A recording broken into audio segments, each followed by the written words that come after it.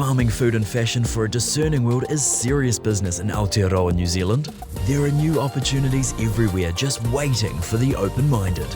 Sarah's Country shines a light on the matters that matter most. And here's your host, Sarah Perriam. Kia ora and welcome to Sarah's Country. As we count down the days until daylight savings ends actually, and we're going to head into the thick of autumn here in Aotearoa, New Zealand. Now the challenges we face in farming, food and fashion will continue to be supported by the courageous grassroots leaders that we have, providing the inspiration we need here across the country, and I hope to do my best to serve them up to you here on Sarah's Country. I'm your host, Sarah Perriam, and the privilege is all mine to utilise this platform to help bring you the information you need to make better decisions and better understand the direction we're heading as a country. Now, before we get underway with this week's Newsmaker Monday, just a last reminder that we will be selecting a winner of the Honest Wolf Weekender Overnight Bag. This is the second draw, valued at $389. They are absolutely luxurious. Thanks to Sam and Sophie Hurley from Papanui Estate, where Honest Wolf was born. We've had 300 people take part in this draw, and this is by way of entering our survey. You have until midnight on the 31st of March to enter. That is Wednesday, the 31st of March. But all you need to do is text HONEST to 4040 and you'll be bounced back a little link, and it's 2 minutes, honestly. Just 5 quick multi-choice questions. I'd love if you wouldn't mind doing that. The results that are coming out of it so far are going to guide the direction of this show to provide a combination of more of what you, our audience, want and more of what myself and my team are passionate about exploring further. I'm stoked to see what's coming through strong.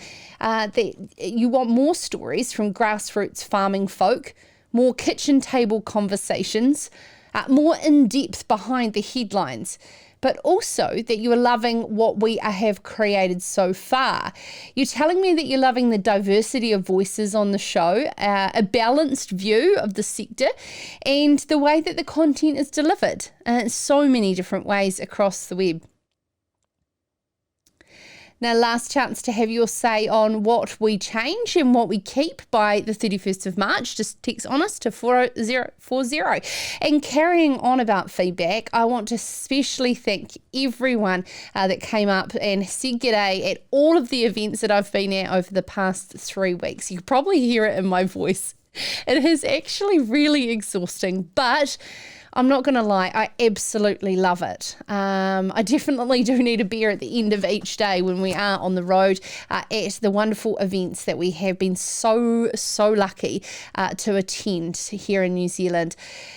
It definitely overflows your cup, and it reminds me of why I do what I do. It's all for you guys, the audience of this show. So ka pai, and thank you so much.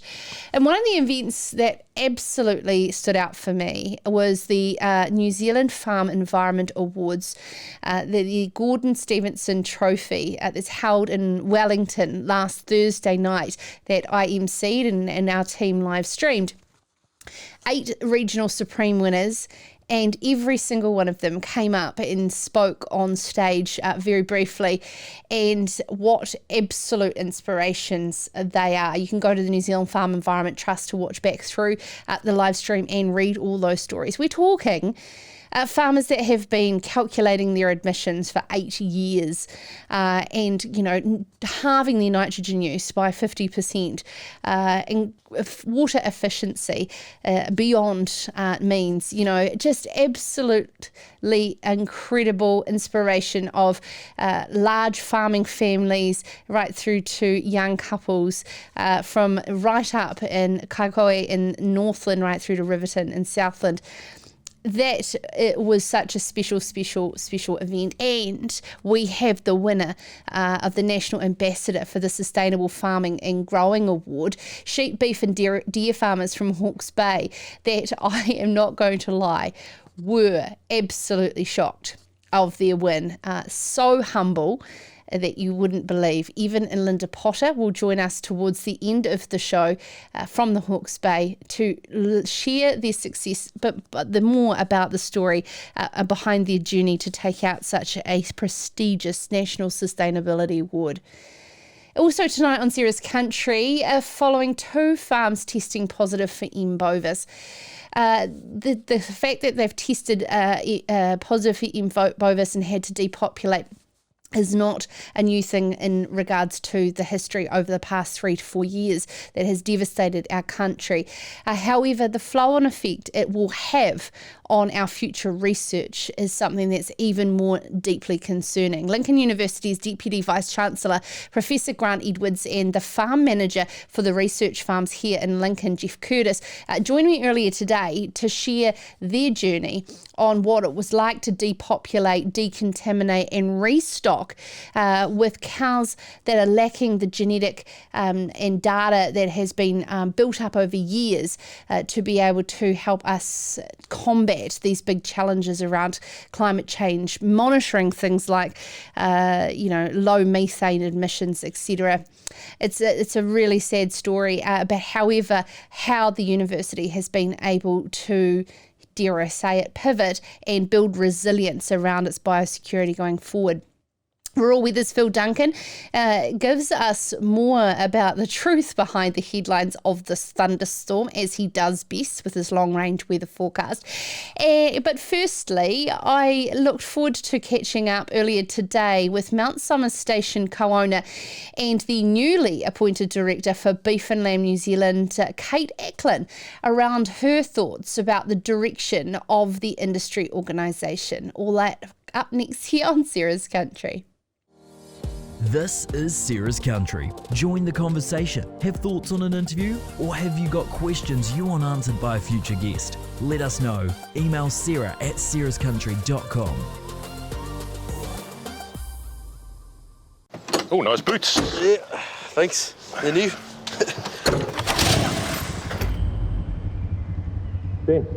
Ben, you alright? Oh, yeah, sorry, mate.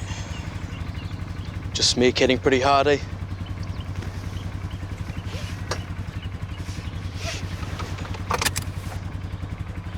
Yeah.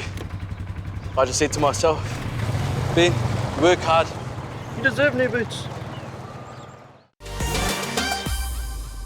Well, excitingly, South Island farmer Kate Acland has been successful in her bid as Beef and Lamb New Zealand director. Kate replaces the sitting director Phil Smith as a farmer elected representative in the Northern South Island district, winning by a clear margin ahead of Smith's votes in the 2021 election that was announced last week. Kate has previously served as an associate director on Beef and Lamb New Zealand's board in 2018, and together with her husband David and their 3 children, the family run Mount Somers Station, among many other businesses. There's near the Canterbury foothills, and we're joined now in Sarah's Country by Kate Acland. Kate, congratulations on the role. It must be an exciting time ahead. Yes, thank you. No, it's hugely exciting, and I suppose a really challenging time to be involved. So I can't wait to get my teeth into it. Yeah. So talk us through why you put your name forward and why at this time. Well, I guess my year as associate director just showed me how important it was to be involved and how much, Beef and Lamb is a great organisation and it's so important for us and I suppose shaping the policy in the future for our farming businesses will face. So I was just really keen to be involved and thought I'd just put my name forward and see how I went. Fantastic, and what a great effort as well. Now, Beef and Lamb are undergoing a lot of different changes and their particular role in the future. What do you think they need to double down and focus on as an organisation? Well, the environmental challenges and reforms that we're facing in the sector are sort of the obvious one, and it's going to have a substantial impact on all of our businesses. So I guess what prompted me to be involved was actually making sure that the policy that's being developed is informed by science, and it's also achieving the outcomes that we all want in the environment. I mean, we all want better outcomes for our water and our biodiversity and climate change, but the policy needs to be workable and practical at the ground level, and it needs to be realistic timeframes without sort of losing focus on actually the importance of our rural communities. So that's the space. I'm quite keen as a dairy farmer as well as a sheep and beef farmer just to build on some of that work where the organisations are working more collaboratively. So that there's been a step up in that space, I think, in the last 6 months or so. And I guess just my position of being both dairy and beef, sheep and beef, it will help sort of bridge that gap, I suppose. What have you heard that farmers would like beef and lamb to represent them more in? Well, I mean, that's a good question, and it's a difficult question. Because confidence within sheep and beef in the sector over the last 9 months has been at historic low levels, and I think a large extent that this has been driven by the concern that the pace and the scale of policy changes around the climate and environment, and even farm sales into forestry as a result of the carbon price. So that's something I'm hearing time and time again. And the thing is too, Taste Pure Nature has been a successful development where beef and lamb have moved into more market-focused roles. Where do you think that stops and starts with suppliers' own roles in market? I'm not sure if I'm the best person to answer that question, but I mean, my view is that we do need to be telling that story about why we are the most sustainable producers of red meat in the world, and that we all have the same goals with the environment. And I think it's quite helpful to be telling that on the domestic market as well, because a lot of the research that's coming out globally, it's all based on feedlot systems that just don't reflect how we farm in New Zealand. And globally, I suppose, there's challenges and there's opportunities. I guess there's an increasing interest in how food's produced and the environmental impact. So there is an opportunity for New Zealand, but I mean, the budget is not unlimited. So I think my personal view is I've done a good job in honing in on a couple of key markets and whether that can be replicated and picked up further by the commercial partners. What have you learned in your time as Associate Director in how to navigate communications with government around policy? I'm not sure I learned a whole lot in my year as Associate Director, and I'm hoping to sort of pick up and build on that. Yeah. And of course, your husband David being in his role in Federated Farmers and your connection with beef and lamb, it is a challenging environment going forward. However, May 2021 start to bring some form of certainty and clarity. Do you believe that could be in the cards? Well, I think there's no doubt that farmers want certainty. I mean, we need to know what we're dealing with, and then we can actually start adapting and thriving under whatever changes might be coming to us. Yeah, we have David being involved in Feds. We do have some good discussions at home, as you can imagine. But as I said before, I think there's actually starting to be some really great collaboration within the sector. And I think we'll see that just build and grow as we go on. I'd love to also touch on, while we've got you here, Kate, your role as a Director of Wool Research organisation, RONS, and your role on the Strong Wool Action Group as well. Are you feeling confident that we're making progress for wool? What I'm feeling confident about is there's an absolute appetite within our current government to invest in wool, and there's an appetite amongst farmers and the industry. And it's hard not to feel positive about that. There's some really exciting stuff coming out of RONS, out of the wool research and new uses, and that'll be a great one for you to get here, maybe the chairman of RONS, to talk further. There's some really exciting things happening. We're at the pre-commercialisation stage there of some great technologies. And the Strong Wool Action Group, I mean, it's starting to gain a bit of momentum. I think the key is that we need everything to succeed. So there's not just going to be one answer to this wool question. There's going to be a whole we need a whole lot of things to succeed and line up. Yeah, and as Rob Hewitt said on Serious Country before, if we don't get that situation sorted with wool, it has a flow-on effect to the meat industry, and the trees are on their way. So it's, of course, interconnected in its role. Lastly, Kate, before you go, I'd love to understand from your perspective, I know you have a very strong values and statement and vision statement for your property, your family farm. Have you seen an attitude change in how we are to communicate our vision and values from our family farms to the wider community, and our interconnectedness with the wider community as well, and particularly like around catchment groups, for instance?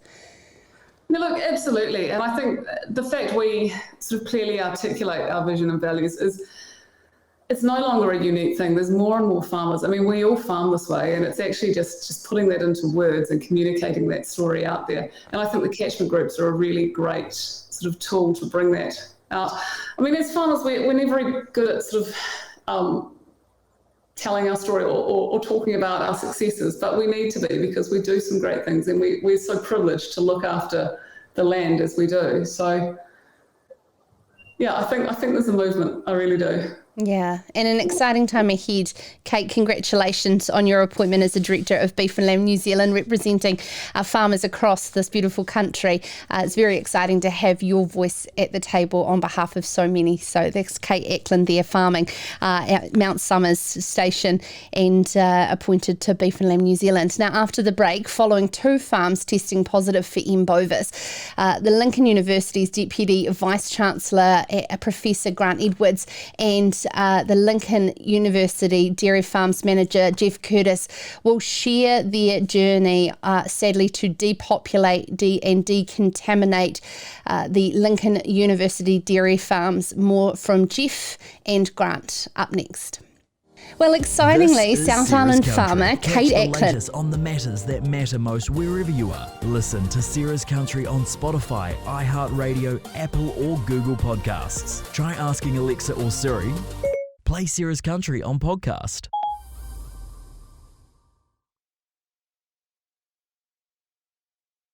One of the first things you learn when you live out here is where to shop for the things you need to live out here. like electric fencing, or horse feed, or bee suits. children, chook food. Do you want a couple of these? Or something stylish to wear. Not everyone's got stuff like this. But at Farmlands we do, and then some. So if you need anything to help your farm, Grow, milk, dredge. rear, come on in.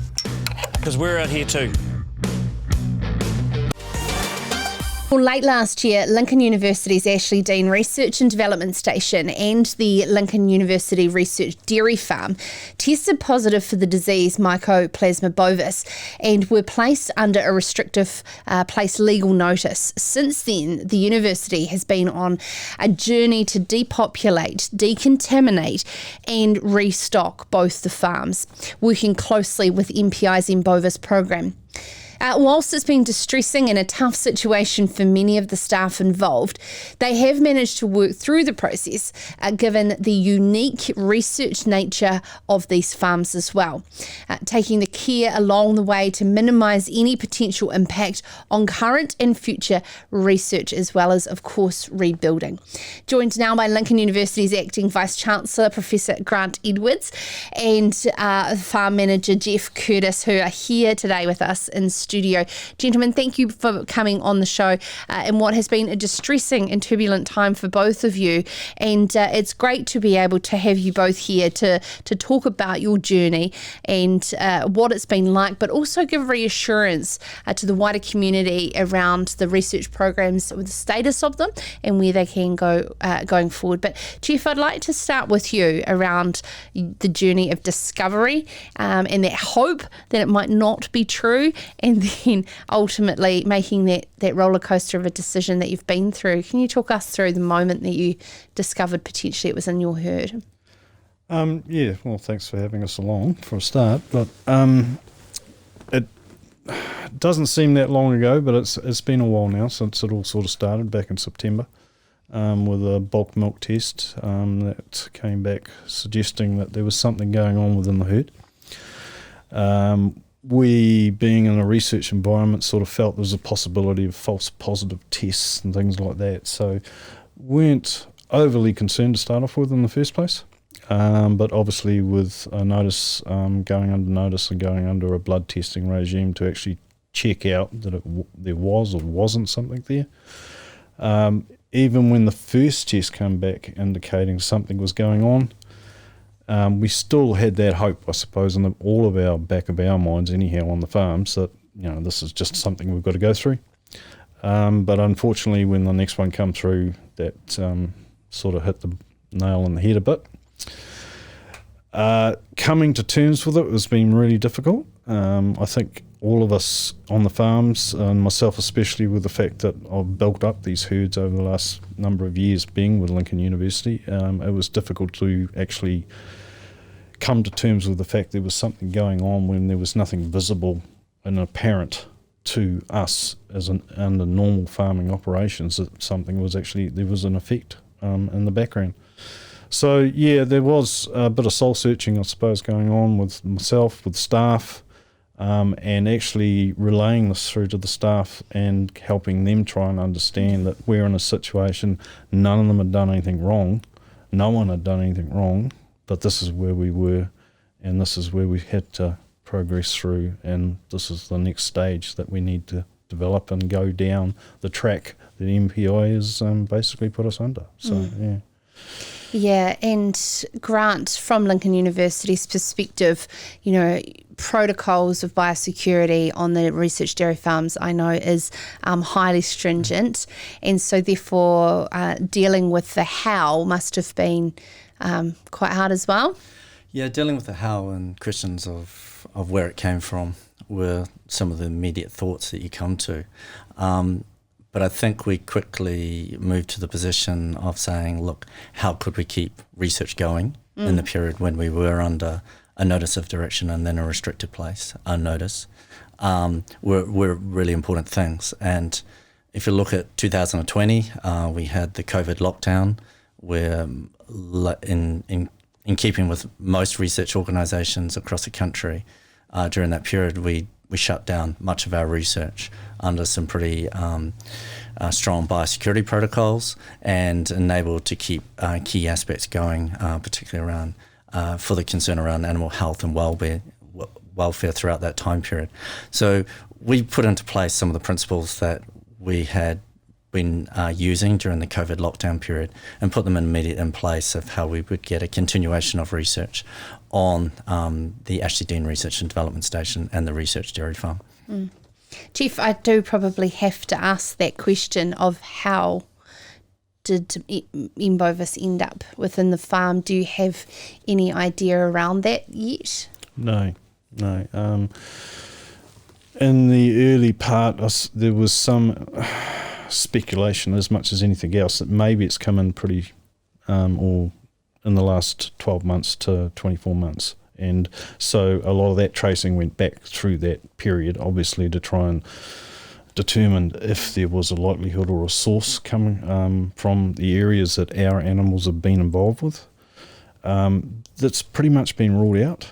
And so we are still trying to ascertain at the end, even now, as to where it's come in, and we're starting to get further and further back in the history of both farms, where the stock have been and what other areas that they've been associated with, even right down to the fact of some of the animals we've purchased in the past over the last 4 to 5 years, sort of thing.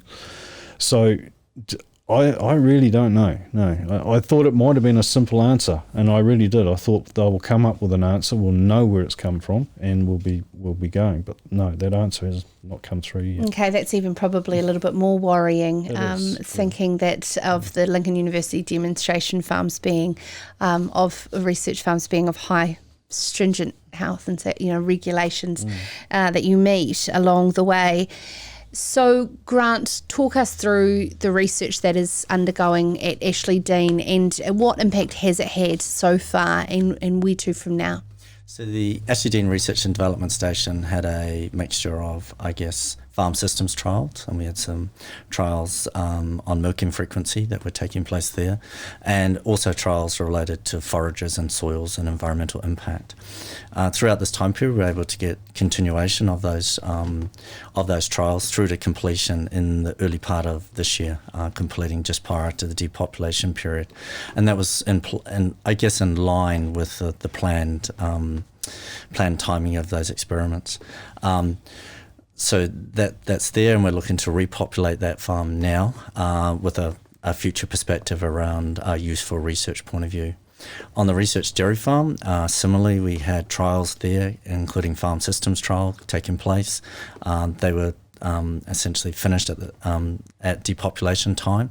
We're taking the opportunity now during the period when the farm is being cleaned and contaminated to prepare for the next tranche of research on there. Some exciting research around impact of plantain forage on environmental impact in particular, and we have it planned to basically, essentially by the start of the lactation this year, will be primed and ready to go from a research point of view again. So, Jeff, the trials don't seem to be genetically connected to the animals as such, more around forages. Resourcing and repopulating the farm is it straightforward, and how's it been? No, it's not straightforward. There's been a fair bit of work over the last number of years, especially at Ashley Dean, with building a genetic strain to a herd under a mun situation. And could you explain what you mean? Mun being a milk urea nitrogen through an animal. So genetically we can breed an animal with a low nitrogen discharge basically, which is obviously helpful to the environmental side of things for the aspects that we're all looking at. And as a whole, I mean, there's quite a few other factors involved here, but that's one factor we can look at and identify. So the breeding we've been doing in the past to build those animals up within our herd to give us the capacity to actually utilise those animals in a research environment with other factors in our actual management system has been taken away from us. That's bottom line, because there's nothing else in New Zealand quite like what we had. We'd been building this. It had taken nearly 4 to 5 years to actually get to the point where we were. So can you replace that cow with like for like? No, we can't. We now need to go down through the whole discussion period with Grant and Lincoln and the whole projects that are possibly coming up. Do we start again? So that is a real hard one to actually lose over the whole perspective of both farms. It's not just Ashley Dean. Lincoln, the research dairy farm, was having the same connections as well from these sorts of environmental research that we do. So we've got to get as close as we can, but we can't actually replace them with the type of animals we had. So that's a huge loss, and it really is. It's one of our biggest losses amongst all this. I'm glad that we touched on that. There's so much to the research and so many different trials underway, and one that is very devastating to have lost. What's been the biggest learnings, Grant, on protecting research going forward and being able to be nimble into what new research may look like into the future?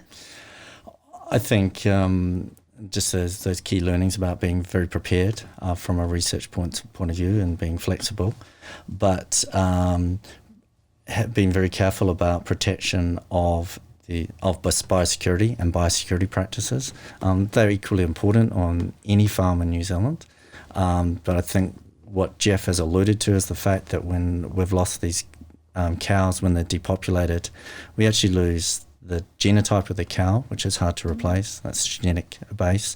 But more importantly, we also lose the data from these cows, and that takes a number of years to rebuild again.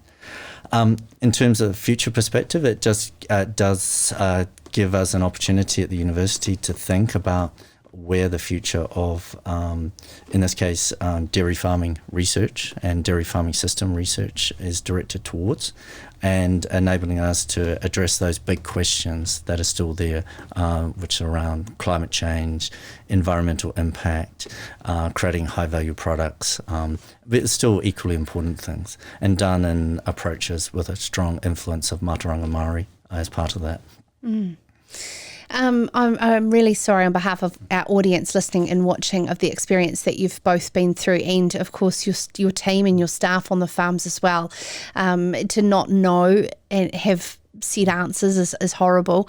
But, you know, of course, with what we've experienced through COVID, we can take our learnings forward. And yeah, it is a horrible sadness and stress on you both. So yeah, I'm really sorry you've been through that, and look forward to following the rebuilding into the future. So thank you very much for taking the time, Chief Curtis, a farm manager from the Research Dairy Farms here in Lincoln, and Acting Vice-Chancellor Grant Edwards joining us here on Serious Country. Now, after the break, a front crosses over the North Island, whilst a light norwesterly airflow further south. Rural weather commentator Phil Duncan is going to put some fact behind the headlines of this looming thunderstorm and how much rain really is in there. This is Sarah's Country. Join the conversation. Have thoughts on an interview? Or have you got questions you want answered by a future guest? Let us know. Email sarah@sarahscountry.com. Australia and New Zealand are home to some of the world's most innovative farming pioneers. Zematic is proud to partner with farmers who are committed to leading the way in sustainable water management. The Trailblazer Sustainable Irrigation Awards celebrate sustainable irrigation management, irrigation-driven improvements, waterway protection and environmental stewardship. See how our Trailblazers are leading the way at irrigationtrailblazer.com/winners.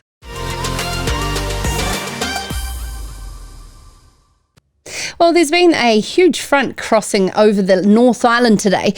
Meanwhile, there's a light northeasterly airflow further south. In the South Island here in Canterbury, it's been mostly sunny, particularly warm winds coming across this afternoon, and the cloud is looking to develop later this evening. But how's Easter looking and beyond? There's so many parts of the country still in desperate need of rain, but there is those thunderstorms looming. Joining us now is our wonderful rural weather commentator Phil Duncan for more. Phil, over the last couple of nights, it has been unbearably humid in Canterbury, and it's just looking like it just needs to let go and rain, but it's just not getting there. Yeah, you should come up to Auckland. It is humid. Even just right now, talking to you, it's like I'm feeling the sweat a little bit. The heat, the humidity, it's just that thick airflow, really thick air where you feel like even a small bit of work makes you get a bit of a sweat on the brow. So I can't imagine what it's like to be a real worker, actually doing physical things outside, not wearing a suit and just pressing a button for a job. So I do appreciate it. And when you look at the animated wind map we've got right here, this is why it's this humid weather coming down. If you're listening, it's a big subtropical northerly wind flow, or northerly quarter wind flow. So it's northwest for some, northerlies for others, and northeast for a few other people. That's the reason why it's warm. The South Island doesn't have much of an airflow, but the leftovers of that subtropical flow are still there, which is why Monday's been so warm. But there's a bit of a change coming for Tuesday. The temperatures drop. And to our lovely friends over in Australia, or our family over there, they've got a really different weather pattern at the moment. A huge high, smack bang over the top of Melbourne, and that's bringing in for them a southeasterly flow across the desert. And this is relevant to the listeners and viewers because our weather comes from there, and it's going very dry now for them. So we have to look for where are the next rainmakers, and really the tropics are very quiet, but the Southern Ocean is starting to look a little bit more like we're in autumn now. So that's basically where we're at the moment. And Easter ahead for many, continuing to work through the weekend, so it doesn't feel like a long weekend. But for many going away, how are we looking, and also beyond into next week as well? So we do have, we talked about those thunderstorms. So the thunderstorm risk, look, at Weather Watch and at Rural Weather, we always take a step back from the breaking news that's always on the mainstream media. I've seen 2 breaking news stories today about thunderstorms. That is crazy, because it should only be breaking news literally if the thunderstorm's happening and doing something. The forecast of a thunderstorm, that is 100% not breaking news, unless maybe you live in Antarctica where they don't get them. So, it's that sort of thing. So when you look at somewhere like Hamilton, Waikato, look at this. There's a thunderstorm risk for Tuesday, Wednesday, Thursday. That doesn't mean that there's thunderstorms non-stop for 3 days. It just means we've got those ingredients and they're likely to bubble up here and there across various parts of Waikato. But you look at the rain graphs, they're much smaller. So that's why I wish, the mainstream news media, just once in a while, come on, just once in a while, take a look at the actual forecast. Because yes, there are thunderstorm risks, but the rainfall amounts very low, which means they're isolated, not for everybody. So the thunderstorm risk here, this is the map for Tuesday. Best way to look at this one, white and blue means low risk, and then you get sort of the greens and yellows, medium risk, and then you get right to the extremes in the reds and oranges. So we're dealing with greens and yellows, right in that moderate mark. That's why I'm a little bit skeptical that everyone gets the relief they need, but there is some. So as we go into Easter, it's goodbye to the thunderstorms, it's goodbye to the humidity, and hello, sou'westers, windy autumn weather. Good Friday right here, it's a windy one for many, many places.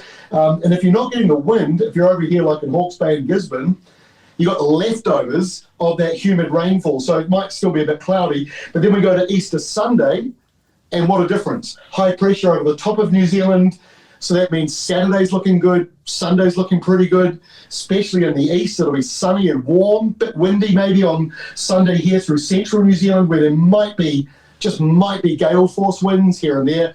But really, it's not a bad forecast. Westerly winds for the rest of the country. So the west coast on Easter Sunday, the only area that's likely to get some rain. Pretty much everybody else is looking dry and settled. Hawke's Bay certainly would take leftovers of any rain, I think, Phil. And, of course, you can get more at ruralweather.co.nz. It's really interesting seeing there that prediction being so high, but the reality of rain, it's really, really interesting. And I really strongly suggest you take a look at ruralweather.co.nz. Facial eczema is something we are so concerned about when it is that autumn. It's humid and with that moist temperature coming along. What's the sort of predictions coming down the line, Phil? Yeah, exactly. So this week, classic sort of facial eczema risk. We've got this, so I probably should go back to the last map, because what you see here, or even the one if we go back to the Friday, all that moisture there on Good Friday is the end of the humidity. So facial eczema is going to be spiking today, Tuesday, Wednesday, and then it eases on Thursday as the temperatures drop. So I do expect a big jump in those spore counts. And again, as we go into Easter Sunday, that's when it should be really starting to ease, because we're drying out again. So I think we'll see a spike in facial eczema this week.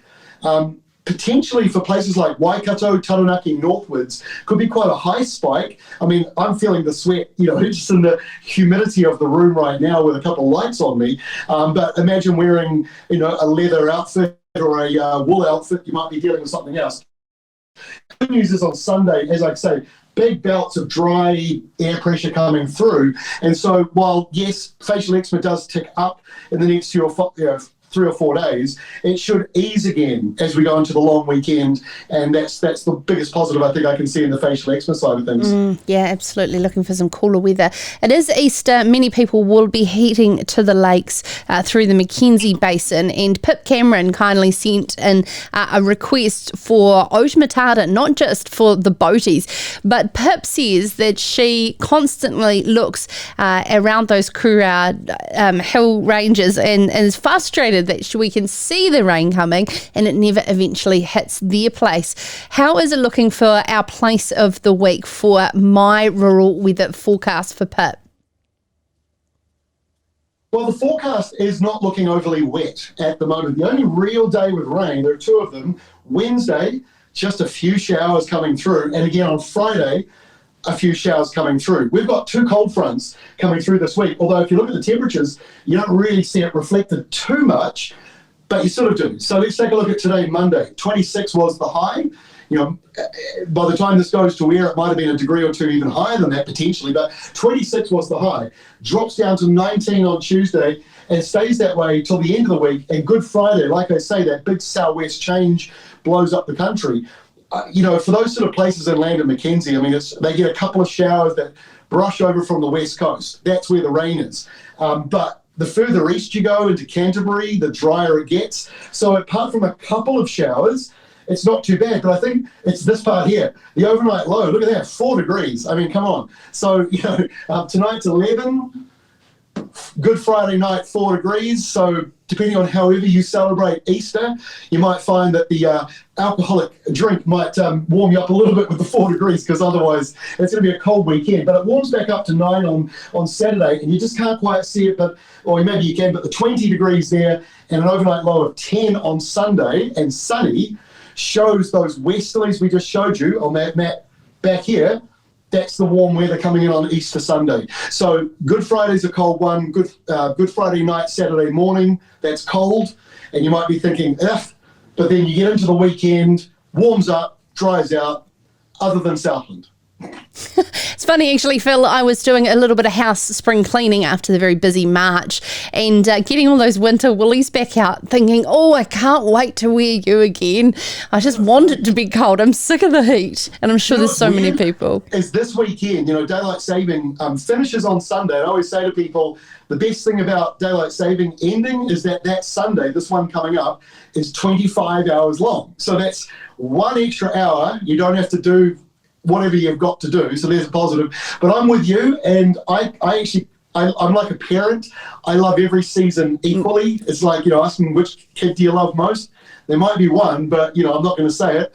So I like all 4 seasons equally. And one of the things I love about this time of the year is I actually like the shorter days. I like the dark evenings and the sort of longer nights. That's my world that I live in, but I don't farm. So, you know, that's my weather forecasting point of view. Yeah. And autumn certainly definitely has its challenges as the season turns and is so interchangeable.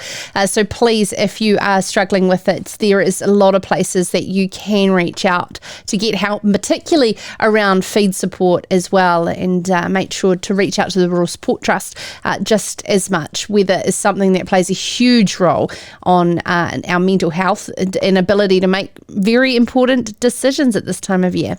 Thank you so much. Phil Duncan there from Rural Weather. Check it out, ruralweather.co.nz. Lastly on the show, last Thursday, I headed up with my team to live stream the New Zealand Farm Environment Awards. Now, the amazing winners, I will not kid you, were absolutely surprised to take out the win. They were speechless. The winners, Hawke's Bay farmers Evan and Linda Potter, join us next here on Sarah's Country. This is Sarah's Country. Catch the latest on the matters that matter most wherever you are. Listen to Sarah's Country on Spotify, iHeartRadio, Apple or Google Podcasts. Try asking Alexa or Siri. Play Sarah's Country on podcast.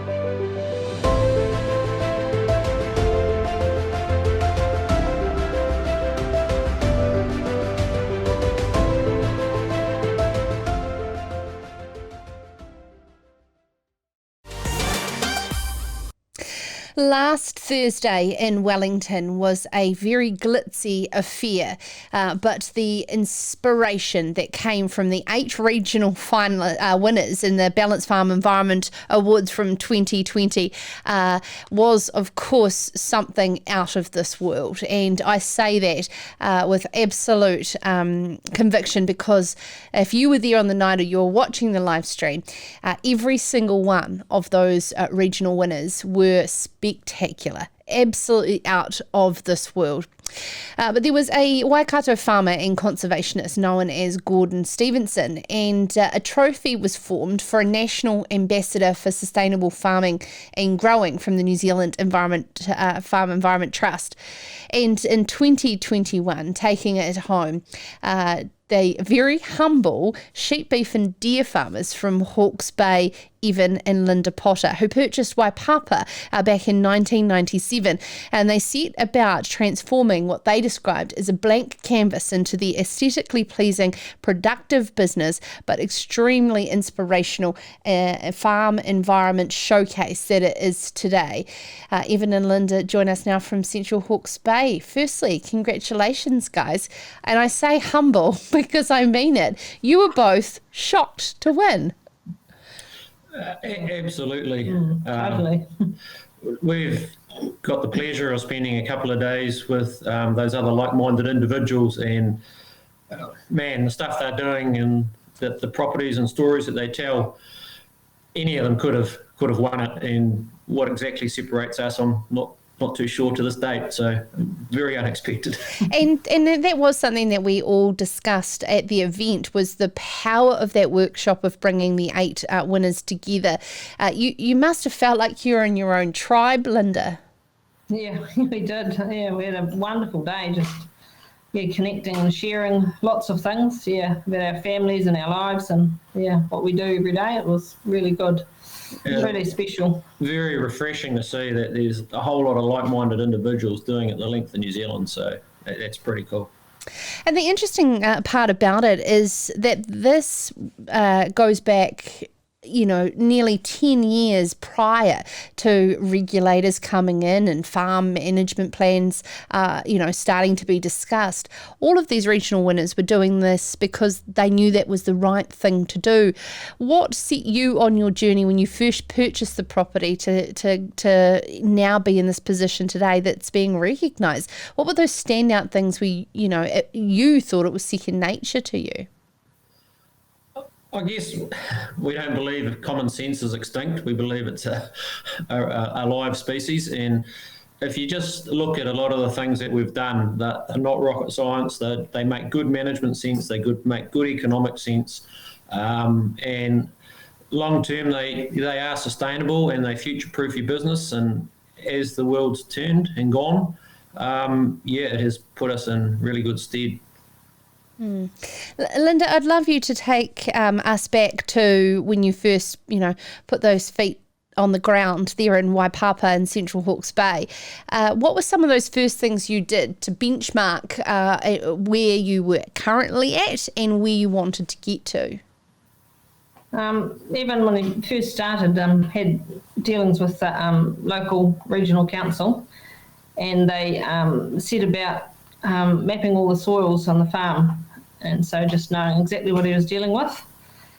And so then, decided to perhaps fence the gorge out in conjunction with QE2 and the council, and they went from there. And 22% of your farmers retired to the QE2 National Trust in covenants. Do you have plans to continue more, Evan? We have plans to retire more land that naturally lends itself towards that, whether that'll be under QE2 covenant or just covenant with the council. Unsure at this stage. It'll just depend on what suits. But there's definitely probably another 5% or more of the farm that should probably have the land use altered from what it is now, because it needs to be matched for long term. Linda, there's a lot of discussion in the sector around how we will combat climate change and our emissions of greenhouse gases in the agricultural sector to reduce those. How do you believe that we can do this? We can all just think about how we live and what our footprint is, and just change, day-to-day thinking. And I think everybody in the whole country, it's not just the country, the urban people as well. And bringing that down. And I think probably on the farm level there'll be a few more pines go in, just they'll suit a certain spot. But it's probably a lot of little things really, rather than one major. It's interesting that you mentioned that you are also deer farmers. It was the very first time that I met you when you took home the Sir Peter Elworthy trophy at the Deer Industry Conference a couple of years ago. And, you know, it's special for the deer industry as well to be acknowledged for environmental management. Yeah, I suppose most people think of deer as being a little bit destructive to the environment or perhaps not as environmentally friendly. Yeah, a lot of it's management and understanding their behaviour and then working with them. So, yeah, I think it's pretty positive for the deer industry, and we're a very close-knit community and we share a lot of ideas and do a bit of thinking outside the box. So, yeah, it's probably a big plus for us as deer farmers. Linda, can you talk us through some of the work that you've done on erosion control and pest control as well? We locally have a possum control program, which all farmers, hopefully in Hawke's Bay and probably New Zealand should be, but are a part of. And so they have monitoring fairly regularly. Yeah, very regularly, and filling up bait stations and things like that. And we ourselves do cats and rats and ferrets and all sorts of things that you find around. And then with a bit of erosion control, you sort of look at different parts of the farm along with your council people. And we've fenced off bits and pieces and planted a few trees, quite a few really, but... And currently the Hawke's Bay Regional Council's right into erosion control, and we've been working very closely with them for a number of years, and through our relationships we're doing quite a lot in terms of the odd slipping mudstone gully and just fencing it off and planting it up with a mix of natives, poplars, all sorts of things. The judges said that they were impressed by the balance of, you know, sound financial performance to fund your environmental projects. How important is it to be economically sustainable, to be able to be in a position to continue to regenerate your environment? It's number one. Yeah, it is everything. If you're not financial, you've got very limited choices no matter what you're doing. So you have to be profitable. You've got to work out a system that is sustainable and fits in and delivers a positive cash result every year, bar something major going wrong like a drought or maybe COVID taking 20% off most of your product prices. But yeah, you need a sustainable business model. So, I mean, the whole ethos of sustainability is, from a holistic point of view, everything. It's not just the environment or just accounts or just the land. They all work together. Yeah, and that's 100% true when you can see the results that continuously be interconnected in all the roles. I have such a long list of everything that you've been involved in over the last 23 years to build what is being described as not only an incredible environmental story, but an extremely practical farming operation in Central Hawke's Bay. Can I lastly just ask your thoughts on how we're setting ourselves up as a country to tell our stories, connect our stories with a wider community, and what we can be doing better to ensure that more of these wonderful stories of farming in this particular way are told? I think probably others that are doing fantastic stuff, because there's a lot out there. I mean, we've got many friends that are doing as good or better than us. You actually probably have to take that step and think, or step outside your own little fence and not be afraid to, I guess, share with others and the wider community what you're actually doing. So whether that be through Into These or whether it be through working with different groups. So yeah, I'd probably just start thinking outside your own little world. It does take a lot of bravery, Linda, to put, you know, we live in a tall poppy culture, and it's something that's very hard for us to put our head up and say, look what I've done. Yeah, it very much is. But no, when you've started doing it, it's very good to get you to look back and to see what you actually have done, to say it to yourself, not necessarily to the rest of the world. So, yeah, it's very beneficial. Yeah, I think personal growth, I mean, we're right outside our comfort zone with where we are, and we're probably, a little while ago, we're the last people that wanted to put their heads up above the grass, so to speak. And while we're not loving the spot of having our head above the grass, we accept that someone needs to do it, and we chose to enter the awards because there are good stories out there to share, and so that's just one of the things that comes with it. And some people will like what we do and others won't, and everyone's entitled to their opinion. Oh, and we absolutely love what you're both doing. Evan and Linda Potter, farming at Waipapa in Central Hawke's Bay, the winner of the National Showcase, the Gordon Stevenson Memorial Trophy there. And of course, take that advice there from Evan and Linda. As I explained to you, humble, goodness gracious. And they have been able to do it. You know, go forth and enter the Balanced Farm Environment Awards and tell your unique story, because you know what? No one's going to do it for you. And we are all in need of more and more and more good stories coming out of the land. That's all we've got time for on your Newsmaker Monday here on Serious Country. We'll be back tomorrow night live from 7 o'clock with your opinion maker. And this week we are honing down on native trees. What a lovely segue from our last interview there. We have some opinionated conservationists from across the country doing great things.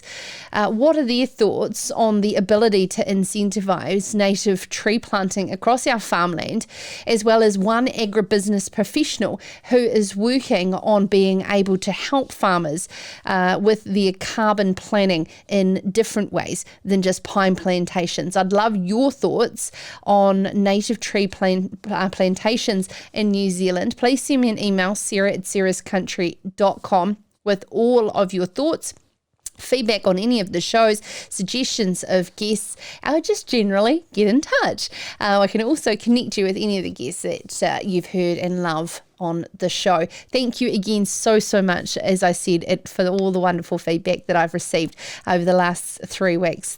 You are seriously why we do what we do, and to know that it's making an impact and inspiring you is fantastic. I really appreciate your time. In the meantime, take care of yourself and your loved ones. Ka kite anō.